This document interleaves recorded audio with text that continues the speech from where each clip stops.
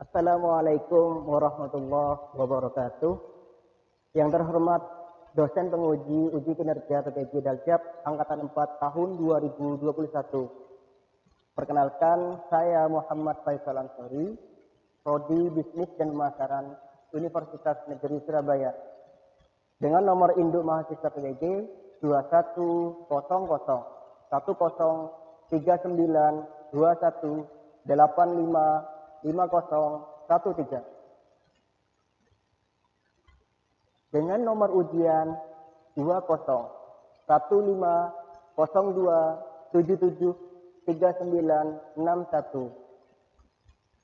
Pada hari ini, Jumat 3 Desember 2021, akan melaksanakan praktik pembelajaran dengan materi prinsip tanggung jawab perlindungan konsumen. Pada pembelajaran pengelolaan bisnis retail kelas 11, bisnis daring dan pemasaran di SMK Negeri 1 Pamekasan. Untuk lebih jelasnya, berikut adalah praktik pembelajaran yang akan saya laksanakan. Mohon saran dan masukannya agar ke depan saya lebih baik lagi. Terima kasih. Wassalamualaikum warahmatullahi wabarakatuh.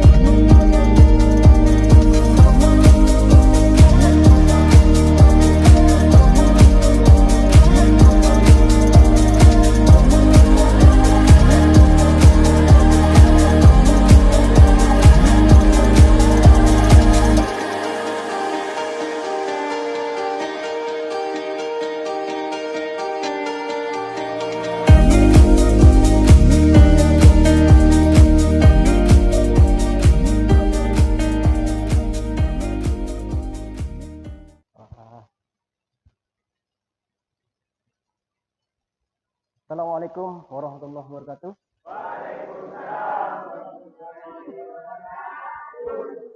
Alhamdulillah. Selamat pagi anak-anak. Gimana kabar pagi ini? Baik, alhamdulillah. Nah, anak-anak sekalian, pagi ini Bapak akan melanjutkan kegiatan materi tentang analisis Undang-Undang Perlindungan Konsumen dengan topik bahasan yaitu tentang prinsip dan tanggung jawab perlindungan konsumen. Namun sebelum itu, anak-anak sekalian silakan kalian merapikan diri untuk menyiapkan kondisi belajar. Ya.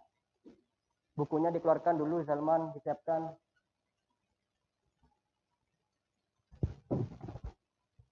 Ya, sudah. Rapikan dulu. Sudah? Alat tulis belajarnya siap? Nah, sebelum kita mulai, mari kita berdoa terlebih dahulu yang akan dipimpin oleh Kepala Kelas kepada Salman. Bapak persilakan.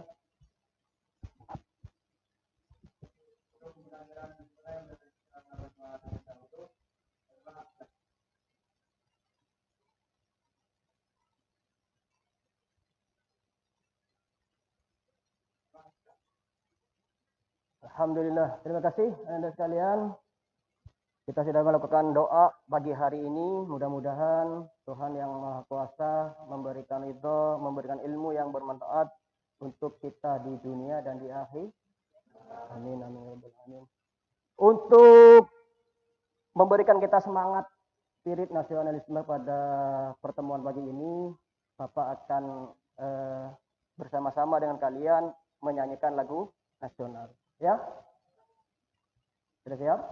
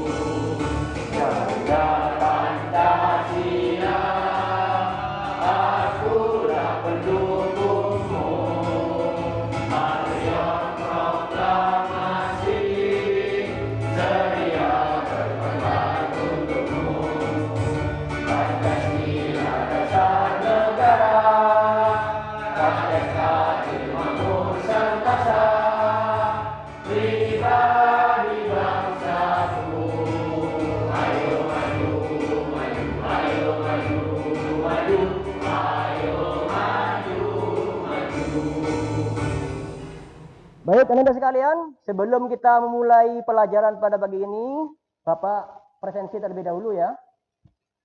Agung Maulana Bahri. Ya, Agus Wahyudi. Izin kemana?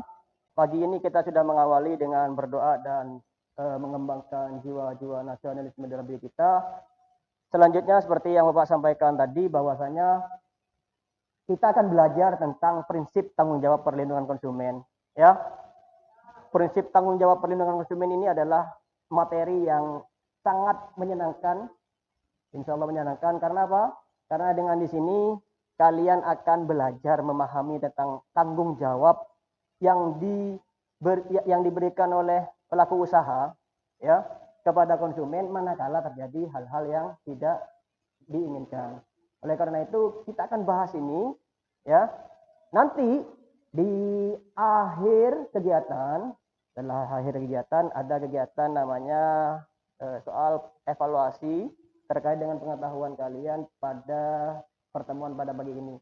Nanti bahkan Bapak membagikan soal, ya, pilihan ganda 10, kalian isi dengan waktu yang ada, kemudian dikumpulkan, ya. Namun anak-anak sekalian, sebelum itu kita akan berdiskusi tentang topik bahasan ini, yaitu tentang prinsip tanggung jawab perlindungan konsumen, ya. Agar apa? Agar kita mampu berpikir kritis tentang persoalan khususnya yang terjadi antara produsen dengan konsumen. Sampai di sini paham?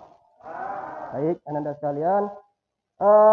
Pada pertemuan sebelumnya, Bapak sudah menyampaikan materi tentang ruang lingkup Undang-Undang Perlindungan Konsumen. Bapak coba ingin bertanya, apakah Anda masih ingat pertemuan sebelumnya itu tentang apa? Apa saja yang dibahas? Ada yang bisa? Ya, silakan. Konsumen maupun pelaku usaha atau produsen berhak memperoleh manfaat yang diberikan.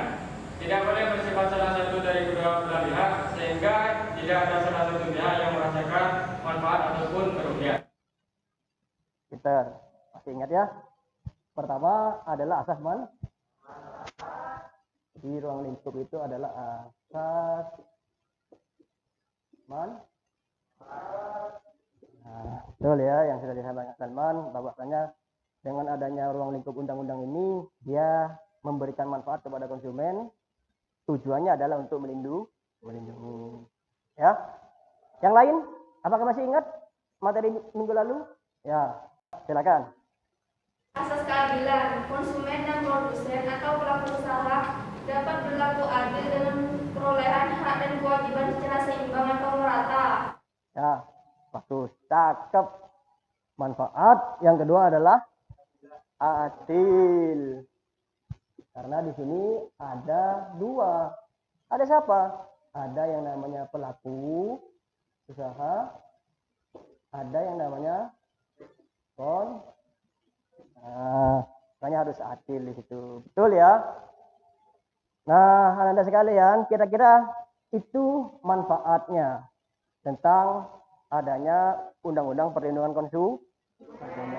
Baik, Anda sekalian, terima kasih kalian sudah belajar, ya. Minggu lalu sudah kalian pahami dengan apa menyampaikan hal-hal yang terkait dengan asas, kemudian ruang lingkup perlindungan konsumen. Tadi sudah disampaikan dengan baik oleh kalian. Nah, selanjutnya Bapak akan menyampaikan tentang kasus yang terjadi di masyarakat. Oleh karena itu nanti kalian akan simak, ya. Simak, cermati baik-baik, ya. Kira-kira apa penyebab kasusnya? Kira-kira apa solusinya? Ya. Dalam penayangan video ini tentu menjadi motivasi pembelajaran tersendiri untuk kalian. Nah, ini tanggung jawab, ya. Silakan kalian perhatikan. Saudara, seorang ibu di Cengkareng, Jakarta Barat menjadi korban penipuan belanja daring pesan drone yang datang botol air mineral.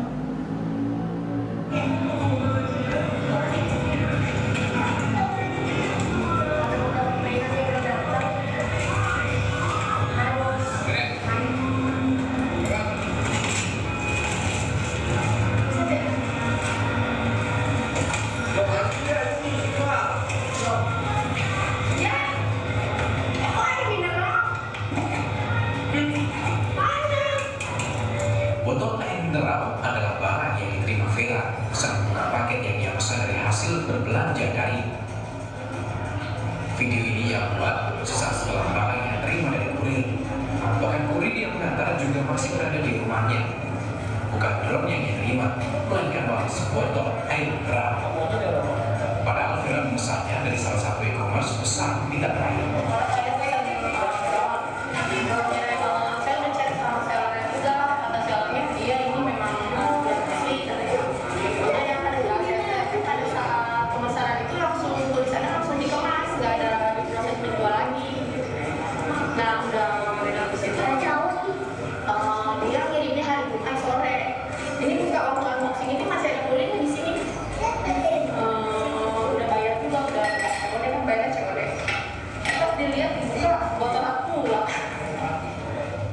Vera beruntung, e-commerce yang menaungi penjual yang menipunya segera merespon aduan yang ia ajukan. Mereka juga meminta maaf dan berjanji akan mengganti kerugian yang dialami Vera. Kasus yang dialami Vera bisa jadi pelajaran bagi Anda untuk tetap berhati-hati saat berbelanja daring meskipun melalui e-commerce kenamaan. Prasetyo, Kompas TV, Jakarta. Nah, anak-anak sekalian, kalian sudah simak video tadi. Di dalamnya berisi tentang prinsip tanggung jawab perlindungan konsumen sebenarnya ya. Ada yang bisa menjabarkan apa maksud dari video tersebut tadi? Ya, silakan Anggi. Video tersebut berisi tentang contoh pelanggaran yang dilakukan oleh pelaku usaha dan jelas praktik yang dilakukan telah merugikan konsumen. Ya, mantap. Ya, anak-anak sekalian, seperti yang disampaikan Anggi, video yang tadi kalian telah disaksikan bersama itu telah mengindikasikan adanya kecurangan yang dilakukan oleh pelaku usaha kepada konsumen. Iya betul ya. Bapak pribadi melihat video tersebut ironi begitu ya. Kenapa? Karena yang dipesan itu kan barang ya, barang penting. Artinya bukan main-main. Drone yang dipesan di salah satu toko online atau marketplace ternama di Indonesia ya. Namun ternyata masih ada kecurangan-kecurangan yang terjadi. Oleh karena itu ini menjadi perhatian kita bersama dalam bentuk kewaspadaan kepada setiap praktek yang merugikan konsumen. Ya, ada yang lain mau memberikan? Ya, silakan. Berlin. Oleh pelaku usaha tersebut salah satu faktornya adalah pengetahuan dan kesadaran konsumen masih rendah dan produsen terfokus pada keuntungan, orientasi jangka pendek, tahu kelemahan konsumen. Peter, ya. Anggi tadi sudah menyampaikan, kemudian teman kalian Berlian sudah menyampaikan juga. Memang perlindungan konsumen ini harus betul-betul diperhatikan, ya. Kalian juga harus paham menjadi konsumen yang cerdas. Meskipun kalian sudah memiliki pengetahuan, melihat reviewnya, melihat rating, ulasan dan sebagainya, namun yang namanya praktik kecurangan itu pasti akan terjadi. Namun bagaimana kemudian kita bisa mengatasi permasalahan tersebut? Salah satunya seperti yang disampaikan dalam video tersebut, yaitu dengan melakukan apa? Unboxing. Apa unboxing? Ada yang tahu? Unboxing? Angkat tangan.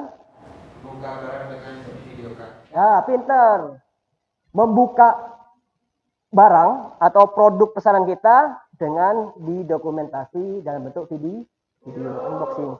Pelan-pelan dibuka ya. Sehingga apa? Itu menjadi salah satu bukti ketika kita akan melakukan komplain kepada pelaku usaha. Paham ya? Pinter ya. Jadi harus ya, penting. Unboxing, dibuka video ya. Kalau ternyata hasilnya tidak sesuai dengan apa yang kita inginkan, nah, kita bisa melakukan pengaduan kepada konsumen. Anda sekalian, pengaduan konsumen pada materi sebelumnya Bapak sudah menyampaikan ada namanya BPKN, Badan Perlindungan Konsumen Nasional. Ada di pihak swasta namanya YL. Nah, pintar. Anda sekalian, silakan Kalau diperhatikan, pertama Bapak akan mengawali dari istilahnya globalisasi. Anda sekalian, kalau kalian paham, sekarang ini adalah zaman yang dikenal dengan istilah 4.0, 4.0 katanya ya. Apa saja 4.0? 4.0 itu Ananda, jadi dalam era globalisasi saat ini, ya, sumber daya manusia itu melakukan kombinasi dengan perkembangan digital. Ya. Jadi tenaga manusia tidak mutlak sepenuhnya dibutuhkan. Ada teknologi informasi di dalamnya, ya. Jadi ada paduan antara manusia, kecerdasan manusia dengan yang namanya teknologi. Salah satunya disebut dengan apa? Dengan kecerdasan buatan. Ya, komputer, alat elektronik, kemudian remote control dan sebagainya itu adalah bentuk dari kemajuan teknologi. Nah, Anda di sini globalisasi apa saja? Nah, ini. Jadi produsen itu ya, produsen memiliki apa? Kelebihan, memiliki banyak sekali keunggulan sehingga dia mampu menghasilkan produk atau barang itu dengan baik.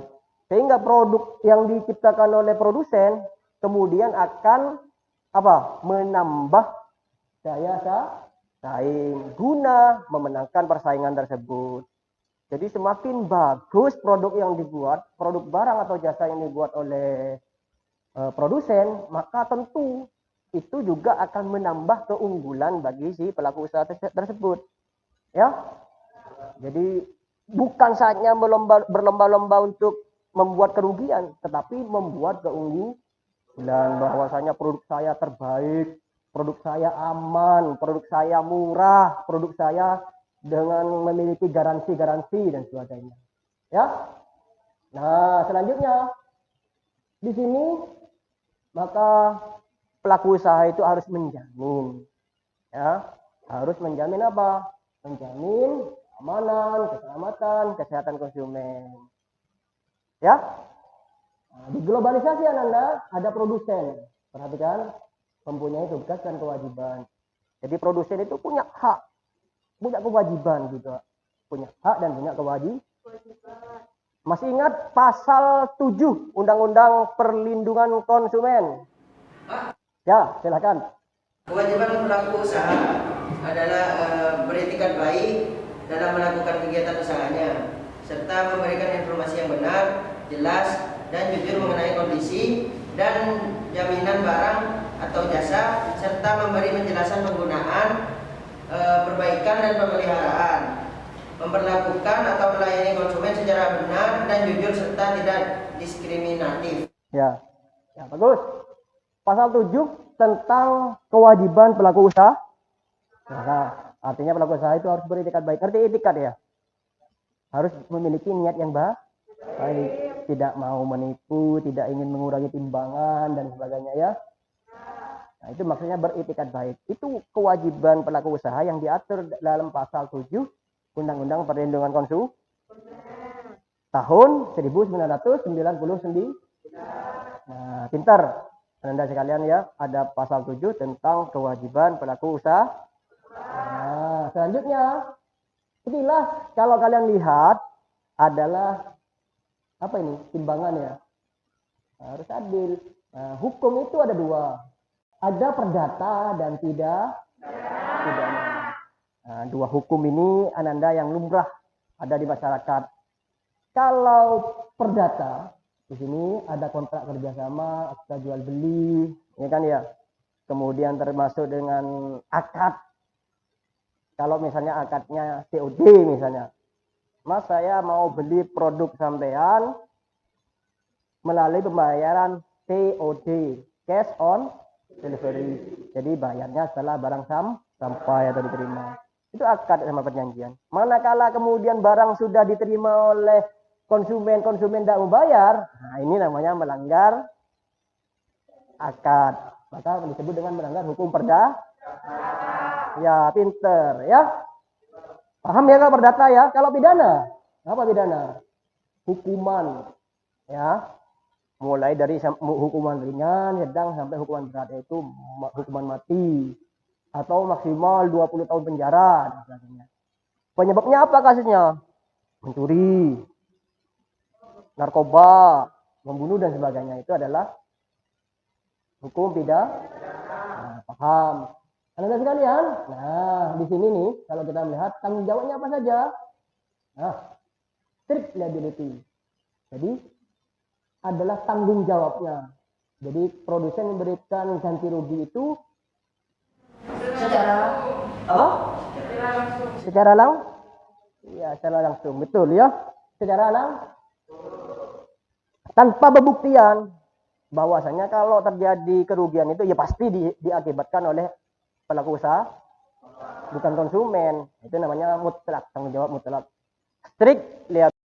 Selanjutnya Nanda, ada namanya fault liability. Apa seta? Karena si pelaku usaha mengadakan kesalahan. Kalau yang tadi itu murni, kalau yang namanya salah ya ditanggung oleh pelaku usaha. Kalau yang kedua, kalau yang fault liability berarti kesalahan. Fault itu kesalahan ya. Artinya kalau tidak sesuai berarti pasti kelalaiannya si pelaku usaha. Yang terakhir adalah contractual liability, kontrak. Namanya adalah di situ disebut dengan melanggar perjanjian. Nih, one prestasi itu adalah perjanjian. Adanya pelanggaran perjanjian yang disebut dengan one prestasi. Di sini adalah larangan dalam memproduksi. Selanjutnya adalah tidak sesuai dengan standar baku. Ya, kalau di Indonesia produk itu dijamin dengan adanya quality control. Ada istilah SNI kan ya. Kalau di helm, kalau kalian melihat coba silakan dicek. Ada SNI, Standar Nasional Indonesia. Kabel, lampu dan sebagainya. Produk itu ada standarnya, begitu ya. Nah, ini tidak boleh di bawah standar bakunya. Ya, harus bagus produk itu. Sehingga apa? Seminimal mungkin, bahkan jangan sampai terjadi hal-hal yang merugikan kepada konsumen. Itulah sejauh itu anak-anak ya, sejauh itu negara kita sudah mengatur, sudah memperhatikan kenyamanan, keselamatan konsumen. Sejauh itu dibuatkan dalam bentuk Undang-Undang Nomor 8 Tahun 1999. Baik. Selanjutnya di sini adalah larangan dalam mempromosikan. Ya, begitu ya. Nah, janji yang belum pasti tadi itu bisa kalian amati. Misalnya garansi 3 tahun. Ya, garansi 3 tahun. Gratis jasa servis dan under deal misalnya ya. Namun kenyataannya setelah dikomplain, setelah diajukan, ternyata tidak ada. Artinya yang gratis itu hanya jasa perbaikannya, tapi under deal-nya bayar. Banyak sekali contoh-contoh dan sebagainya. Itu terkait dengan apa yang menjadi janji yang belum pasti. Itu tidak boleh ya, dihindari, dilarang. Kemudian ada namanya menjatuhkan produk lain. Menjatuhkan produk lah. Contohnya misalnya kita punya produk, tetapi juga ketika mempromosikan apa? Kita menyebut merek lain itu tidak bagus, merek lain itu tidak standar, merek lain itu tidak berguna, merek lain itu kualitasnya buruk dan sebagainya. Itu tidak boleh menjelekkan. Ya, tidak boleh. Nah, ini yang ditunggu-tunggu. Pembagian kelompok. Kelompok ya. Seperti yang Bapak tadi disampaikan di awal, Anda akan melakukan kegiatan kelompok diskusi. Selanjutnya kalian analisis permasalahannya bagaimana, solusinya bagaimana, ya, agar tidak terjadi hal-hal yang demikian. Selanjutnya, agar lebih efektif, kalian akan membagi kelompok, membentuk kelompok satu sama lain. Ada 3 kelompok, siapa saja? Nah, Ayu, Agung, Saifuddin. Baik, anak-anak sekalian, Kalian sudah membentuk kelompok, selanjutnya Bapak akan memberikan LKPD ya. LKPD. Permasalahan yang ada di sini. Nanti kalian selesaikan secara berkelompok. Kemudian presentasikan. Kelompok berapa? 3. Kelompok 1. LKPD dari kelompok 2. Ya, silakan.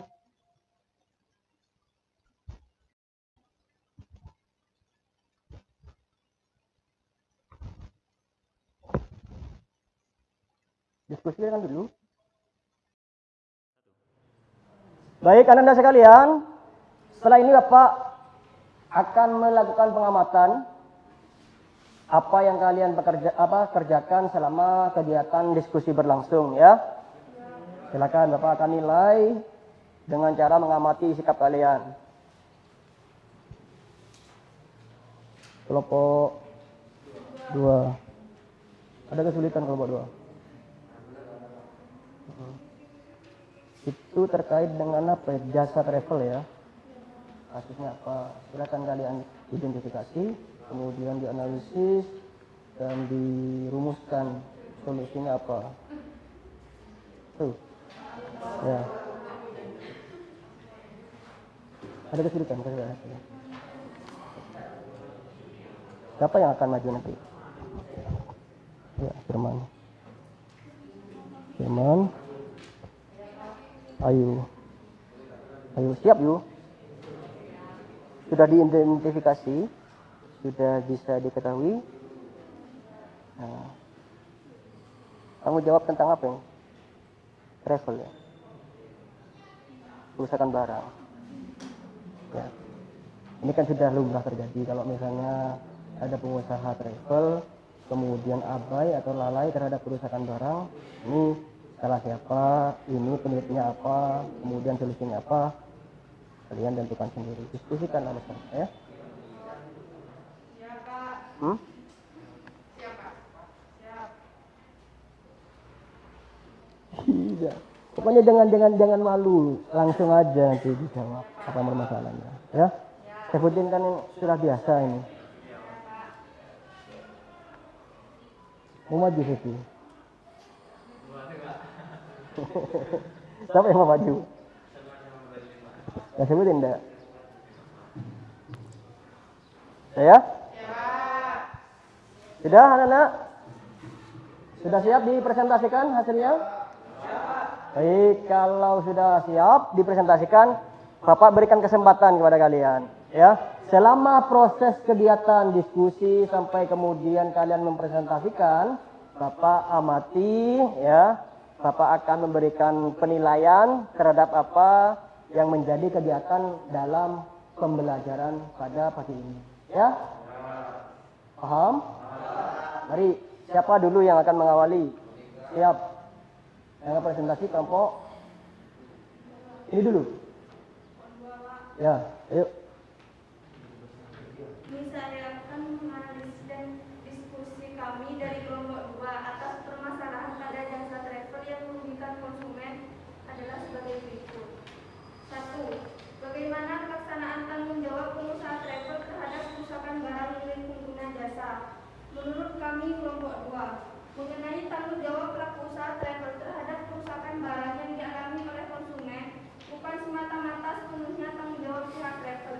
Apabila kerusakan yang dialami oleh pengguna jasa disebabkan karena adanya kelalaian dari pihak travel, maka itu merupakan tanggung jawab pihak travel. Dan sebaliknya, apabila kerusakan yang dialami karena kelalaian dari pihak pengguna jasa, maka bukan merupakan tanggung jawab dari pihak travel, melainkan pihak tanggung jawab jasa sendiri.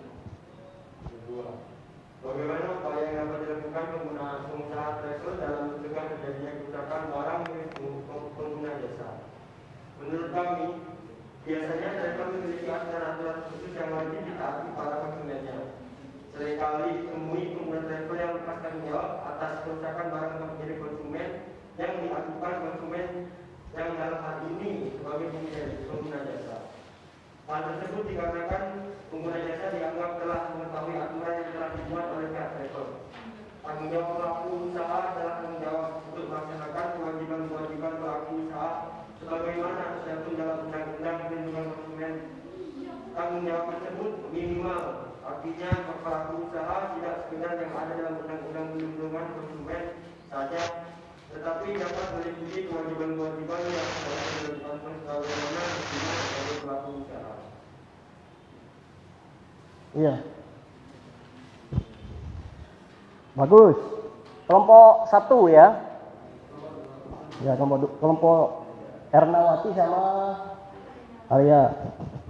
Jadi Ananda, seperti yang disampaikan oleh kelompok 2, Ernawati dan Arya, kalau kalian menyimak tadi ya, bahwasanya ada 2 persepsi dari hasil di analisis kelompok 2. Yang pertama adalah terkait dengan kelalaian. Kalau kelalaian itu disebabkan oleh si pelaku usaha, maka pelaku usaha siap untuk mengganti atas segala kerusakan yang terjadi. Namun kalau misalnya kelalaian itu dilakukan oleh konsumen, misalnya naruh barangnya sembarangan, kemudian tidak dikemas dengan baik, maka itu adalah ditanggung resikonya sendiri. Kemudian pelaku usahanya intinya sudah menyatakan diri, konsumen itu sudah mempelajari, sudah mengetahui apa saja yang harus dipersiapkan di dalam menggunakan jasa travel. Sehingga pelaku usaha sudah tidak mau tahu, pokoknya konsumen sudah paham aturannya kalau ikut jasa travel. Segala kerugiannya maka ditanggung sendiri. Gitu ya. Ya silakan, mungkin ada pertanyaan untuk kelompok yang lain, bisa kalian berikan kesempatan. Yuk. Ya. Kelompok berapa? Kelompok 3. Apa sebenarnya yang menjadi faktor penghambat pelaku usaha bertanggung jawab terhadap konsumen? Adapun faktor penghambat pelaksanaan tanggung jawab pelaku usaha travel terhadap konsumen, yaitu A. Konsumen memiliki rasa pesimis untuk mendapatkan ganti rugi dari pelaku usaha travel. B. Konsumen susah untuk membuktikan kesalahan dari pihak pelaku usaha travel. C. Kerugiannya yang dialami konsumen terhitung kecil sehingga konsumen malas untuk meminta pertanggungjawaban. D. Kurangnya pengetahuan konsumen, adanya Undang-Undang Perlindungan Konsumen. Iya, ya. Itu adalah jawaban dari kelompok 2. Jadi intinya memang konsumen ini harus juga memperkaya diri terkait dengan aturan-aturan yang sekiranya dapat merugikan dirinya. Ya, di samping itu juga si konsumen ini harus bekerja sama dengan baik dengan pelaku usaha. Ya, selain mengetahui aturan juga harus menjaga diri, saling menjaga diri baik terhadap produk yang ia pakai maupun terhadap keselamatan dirinya. Ya, silakan. Mungkin ada yang mau bertanya lagi. Ya, terima kasih. Kami dari kelompok 2 mengucapkan wassalamualaikum warahmatullahi wabarakatuh. Waalaikumsalam.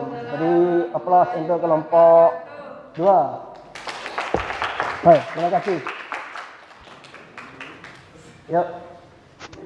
Baik, Ananda sekalian, terima kasih. Kegiatan pembelajaran kita pada pagi ini telah berjalan baik dan lancar. Mudah-mudahan kalian mampu menyerap segala pembelajaran yang telah kita lakukan. Ananda sekalian, prinsip tanggung jawab perlindungan konsumen tidak berhenti begitu saja.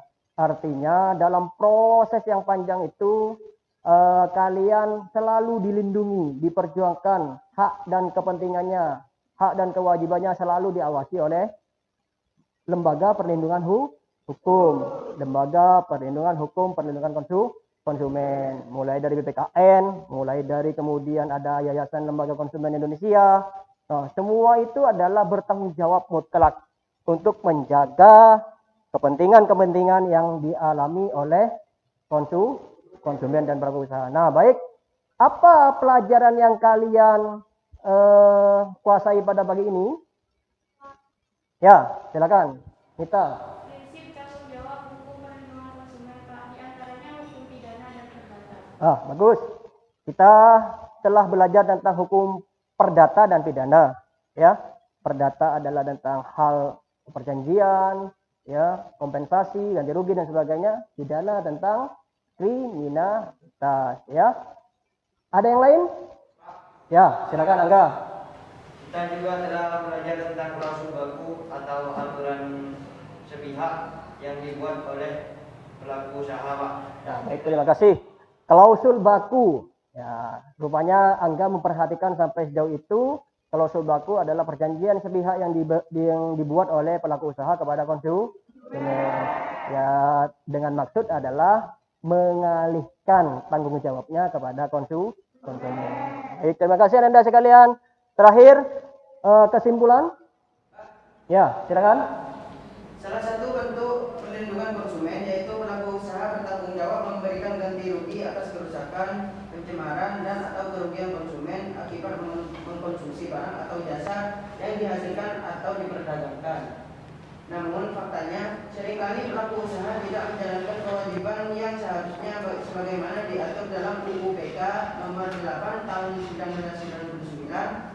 Tentunya agar masalah seperti ini tidak terjadi, maka perlunya pengawasan kita bersama terhadap tanggung jawab pihak pelaku usaha beserta upaya yang dapat dilakukan sehingga dapat mencegah kerugian yang dirasakan konsumen. Ya, bagus sekali. Ya, runtut kesimpulannya di awal tentang tanggung jawab perlindungan konsumen, kemudian tentang klausul baku, dan di era globalisasi saat ini kita perlu memenangkan persaingan dengan cara yang baik, yaitu adalah apa?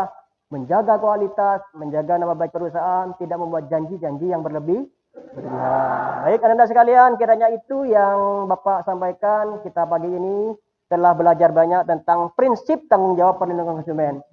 Untuk pertemuan selanjutnya adalah kita akan membahas tentang strategi nasional terkait dengan Undang-Undang Perlindungan Konsumen. Oleh karena itu nanti silakan kalian persiapkan diri di rumah, membaca materi yang sudah Bapak sampaikan, ya, di modul.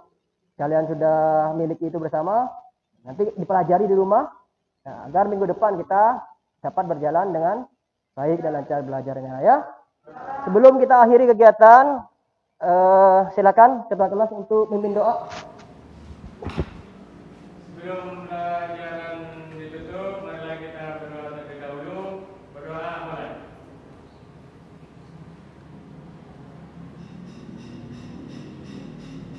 Berdoa Ustaz.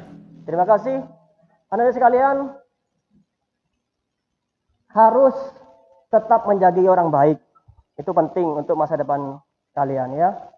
Menjadi orang baik akan berguna bagi sesama, ya. Ketika kita saling memberikan manfaat kepada orang lain, maka sukses itu bisa diraih. Karena pertolongan itu adalah akan datang melalui teman-teman kita ini, ya. Jadi kalau kita menanam kebaikan, insya Allah di masa depan kita akan menuai kebaikan, memetik kebaikan, ya, pintar. Anda sekalian, cukuplah pertemuan pada pagi ini. Kurang lebihnya Bapak mohon maaf. Terima kasih. Assalamualaikum warahmatullahi wabarakatuh. Waalaikumsalam.